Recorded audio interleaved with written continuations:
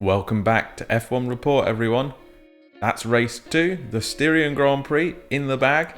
So let's take a look at the nuts and bolts over the course of the weekend.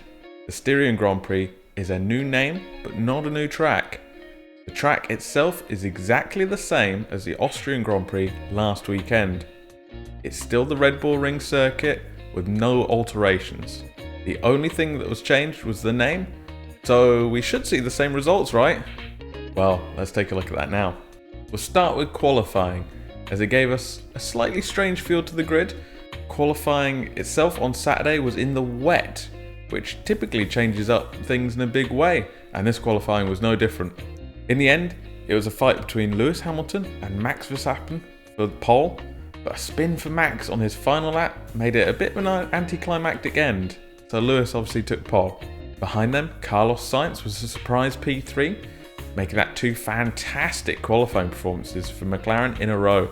Another surprise package was Esteban Ocon in P5, comfortably outpacing his teammate Daniel Ricciardo in P9. Alex Albon, though, will be disappointed with a P7 in his Red Bull. There will be two teams in particular that would have expected better. Both Ferrari once again, and this time Racing Point, found themselves in positions we would not expect. Ferrari once again lost a car in Q2, which will have been devastating for them considering they had promised a move up the grid with their upgrades this weekend. Charles Leclerc was the unlucky man out in 11th, and sadly Sebastian Vettel didn't do much better in Q3, finishing 10th. Racing Point were the other team who cost themselves with a poor qualifying. Sergio Perez out in Q1 in 17th, a massive shock as we tend to trust Perez in the wet, and with the power of this new Racing Point, we expected much better from him. Lance Stroll did slightly better, but is still disappointing 13th. On a more positive note, George Russell was probably the standout of qualifying, dragging his Williams up to 12th. An amazing result for them and extremely positive for Russell. Pierre Gasly was another good qualifier, getting into 8th. Now, that gives us a good base to work from, so let's get into the good stuff. What happened in the race itself? We should note, first up, the race was dry, so the teams could have their choice of tyres due to the wet qualifying. Most teams decided to go onto the fastest soft tyre out of the gate, with only really Daniel Ricciardo near the front using a different strategy.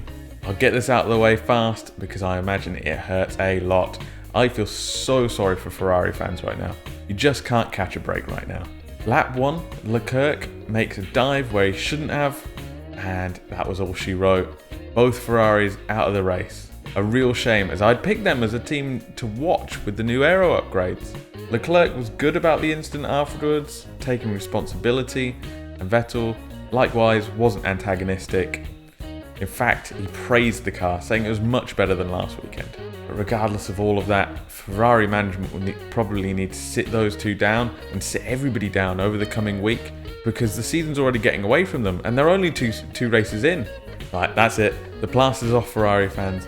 You can now relax without me bringing it up again.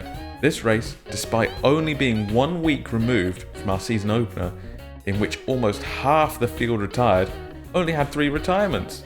The teams and engine manufacturers did a fantastic job fixing up reliability in such a short time.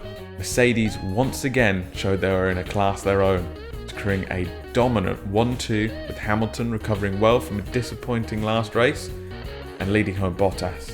Bottas himself did have to move up the field after qualifying, and he had a really good battle with Max Verstappen out on track actually, but ultimately the Mercedes just had too much pace. Red Bull recovered from a double DNF last time out to finish 3 and 4.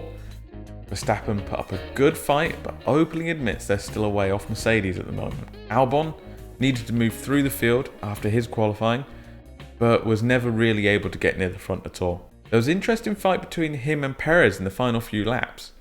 Unfortunately, Perez had to back off with a broken wing on a late lunge, but really interesting to see those two teams go in a straight fight. That's a good point to talk about the Racing Point. As I mentioned previously, they had a horrible qualifying, but scythed through the field. The interesting point for me came when both Racing Points were up behind Daniel Ricciardo in his slower Renault. Perez managed to get past him quickly and allow him to chase down Albon.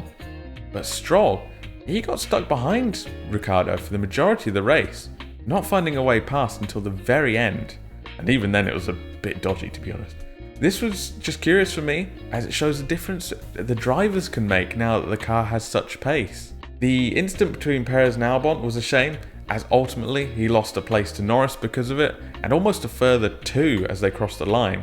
Another finish that Racing Point of last season probably would have been happy with, but this season, they're going to be disappointed with it. McLaren might be in that category as well, to be honest.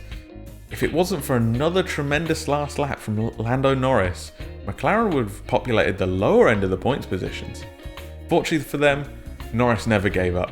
He chased down Stroll and Ricciardo whilst they were fighting, passed both of them, and caught a damaged Perez, all on the final lap to take a fantastic 5th place.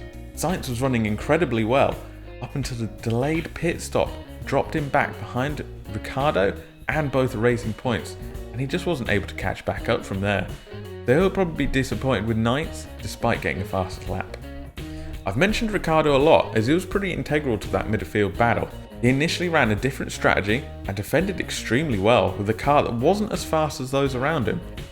I feel bad for him, as I felt Stroll basically pushed him off the track on the last lap, losing him not only that place to Stroll, but also one to Norris as well.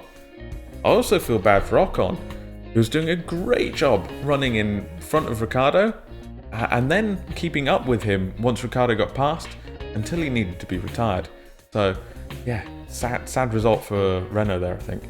A long way behind that tangle though, there's another entertaining fight going on, although it didn't get too much TV time sadly.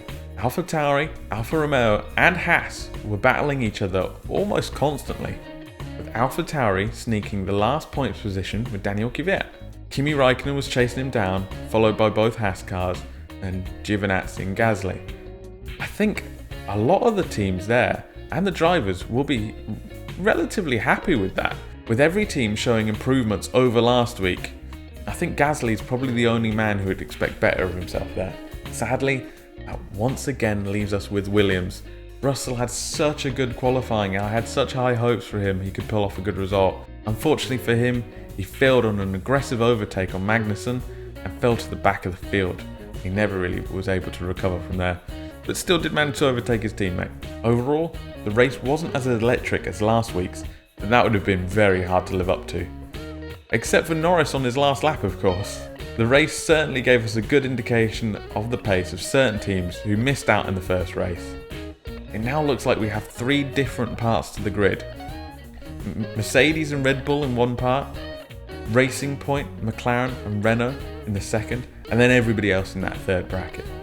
However, I do want to see more battles between Red Bull and Racing Point, as it appeared Perez could have got past Albon if he was more patient. But what do you guys think? Was it a good race? If you're a Ferrari fan, what do you think needs to happen next?